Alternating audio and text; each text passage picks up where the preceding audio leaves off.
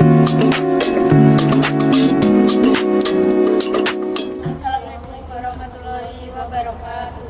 Pada video ini kami dari kelompok 8 membahas tentang pertanggungjawaban negara menurut hukum internasional.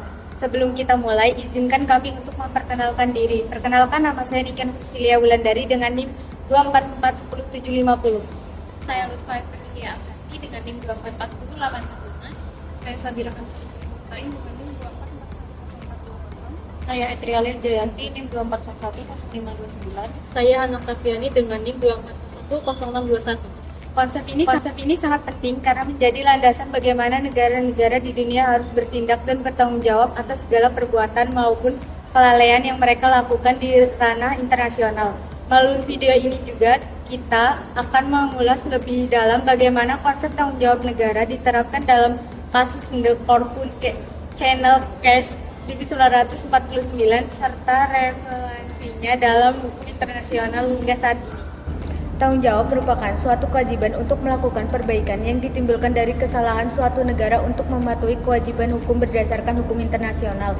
Pertanggungjawaban juga berarti kewajiban memberikan jawaban yang merupakan perhitungan atas suatu hal yang terjadi dan kewajiban untuk memberikan pemulihan atas kerugian yang mungkin ditimbulkannya. Dengan kata lain, pertanggungjawaban merupakan suatu keadaan wajib menanggung segala sesuatu atau akibat yang ditimbulkan dari suatu perbuatan, baik itu berupa kelalaian maupun kesalahan.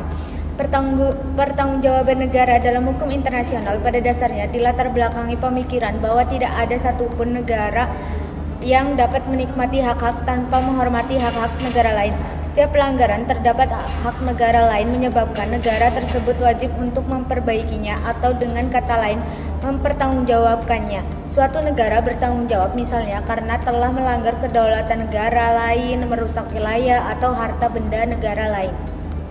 Selanjutnya kita akan menjelaskan tentang konsep tanggung jawab negara menurut hukum internasional. Secara definisi, tanggung jawab adalah kewajiban untuk melakukan perbaikan atas pelanggaran hukum internasionalnya, bisa dengan memenuhi norma dan prinsip yang berlaku. Jika tidak memenuhi unsur norma dan prinsip yang ada, maka akan ada konsekuensi yang timbul akibat pelanggaran terhadap kewajiban tersebut. Secara subjektif, tanggung jawab negara mencerminkan nilai-nilai keadilan dan kepatuhan terhadap hukum. Ini menunjukkan bahwa negara tidak hanya memiliki hak untuk berdaulat, tetapi juga memiliki kewajiban untuk menghormati hak-hak negara lain. Secara objektif, tanggung jawab negara ialah tindakan atau kelalaian yang melanggar hukum internasional. Bisa pelanggaran terhadap perjanjian internasional, norma kebiasaan internasional, dan prinsip internasional lainnya. Jika negara melakukan sebuah pelanggaran, konsekuensinya apa? Negara yang melakukan sebuah pelanggaran akan diminta untuk memberikan ganti rugi atau melakukan reparasi kepada negara yang dirugikan, seperti pelanggaran berupa tindakan agresi, pelanggaran hak asasi manusia, atau pencemaran lingkungan. Selanjutnya, saya akan menjelaskan tentang dua jenis tanggung jawab. Yang pertama, tanggung jawab deliktual, yaitu tanggung jawab deliktual seringkali digunakan untuk mengatur kewajiban negara yang memberikan ganti rugi kepada negara lain atau individu yang telah menderita kerugian akibat tindakan atau kelalaian yang tidak sah oleh negaranya. Yang kedua, ada tanggung jawab kontraktual. Kewajiban yang timbul dari perjanjian atau kontrak antara dua pihak atau lebih ketika salah satu pihak tidak memenuhi kewajibannya sesuai dengan ketentuan yang disepakati dalam kontrak.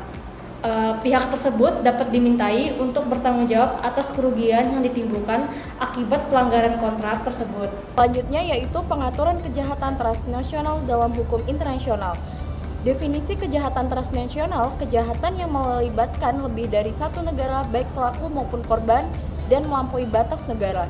Karakteristik kejahatan transnasional, kegiatan yang bersifat lintas batas dan melibatkan pelanggaran hukum baik di tingkat nasional maupun di internasional.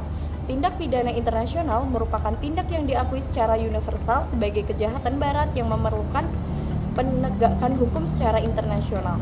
Pengaturan hukum internasional, terdapat berbagai konvensi internasional yang mengatur tentang kejahatan transnasional, seperti konvensi mengenai narkotika, terorisme, dan kejahatan laut. Tanggung jawab atas kejahatan internasional yaitu tanggung jawab atas kejahatan internasional merujuk pada kewajiban hukum, individu, atau negara untuk bertanggung jawab atas tindakan yang melanggar hukum internasional, termasuk kejahatan yang diakui secara universal. Kejahatan internasional tersebut mencakup berbagai tindakan serius yang dianggap sebagai pelanggaran terhadap norma-norma hukum internasional dan dapat dikenakan sanksi oleh pengadilan internasional. Perbatasan negara merupakan garis yang memisahkan wilayah kedaulatan antara suatu negara dengan negara yang lainnya. Garis ini menjadi batas yang menunjukkan sampai di mana kekuasaan atau kedaulatan suatu negara berlaku. Secara umum, perbatasan dapat dibagi menjadi dua jenis, yaitu perbatasan alami seperti sungai, pegunungan, atau laut, dan batas buatan yang dibuat berdasarkan kesepakatan atau perjanjian antar negara. Dalam hukum internasional, penetapan perbatasan harus dilakukan dengan cara yang damai, melalui perundingan atau kesepakatan, dan harus mengikuti aturan yang telah ditetapkan dalam hukum internasional agar tidak menimbulkan konflik antar negara. Contoh kasusnya yaitu The Corf Channel 1949. Kasus ini terjadi setelah Perang Dunia II pada awal Perang Dingin. Perang ini terjadi di Selat Corfu, perairan yang terletak antara Albania dan Yunani. Setelah perang, Albania menjadi lebih dekat dengan Uni Soviet, sementara Inggris dan Amerika Serikat lebih mendukung partisan Albania melawan Nazi Jerman. Insiden ini terjadi pada tahun 1945 dan 1946. Inggris mengirim kapal perang melewati Selat Corfu. Dua kapal perang Inggris, HMS Super dan HMS Orion, terkena ranjau yang diletakkan di perairan Albania, sehingga mengakibatkan kerusakan parah dan kehilangan 44 pelaut. Setelah terjadi insiden ledakan ranjau yang menimpa kapal perang Inggris di perairan Albania, Inggris membawa kasus ini ke Mahkamah Internasional. Hal ini dilakukan karena Albania menolak untuk meminta maaf dan berargumen bahwa kapal perang Inggris tidak memiliki izin resmi untuk melewati wilayah perairannya. Mahkamah Internasional memutuskan bahwa Albania bertanggung jawab atas ledakan ranjau tersebut. Keputusan ini didasarkan pada fakta bahwa ranjau tersebut diketahui oleh pemerintah Albania, meskipun tidak ada bukti langsung bahwa mereka yang menempatkannya. Albania diwajibkan untuk memberitahu kapal-kapal yang melintasi wilayahnya tentang adanya bahaya ranjau, namun kewajiban ini tidak dipenuhi oleh Albania. Kasus ini mempertegas bahwa Inggris memiliki hak untuk melakukan pelayaran secara damai melalui Selat Corfu, sekaligus menegaskan prinsip kebebasan lalu lintas maritim internasional. International Court of Justice menekankan bahwa kewajiban untuk memperingatkan tentang bahaya di laut lebih mendesak dalam keadaan damai daripada dalam keadaan perang. Meskipun putusan dikeluarkan pada tahun 1949, kompensasi baru dipenuhi setelah runtuhnya Uni Soviet pada tahun 1991.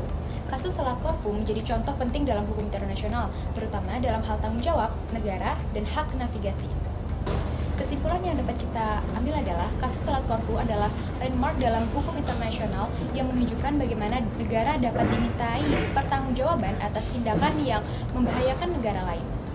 Keputusan International Court of Justice menegaskan pentingnya kewajiban untuk memberitahu tentang bahaya di perairan internasional dan menegakkan prinsip kebebasan navigasi yang merupakan aspek penting dalam hubungan internasional dan hukum laut.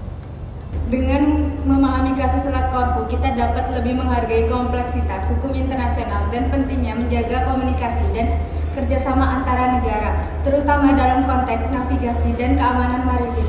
Sekian dari kelompok kami, apabila ada salah kata, mohon maaf. Wassalamualaikum warahmatullahi wabarakatuh.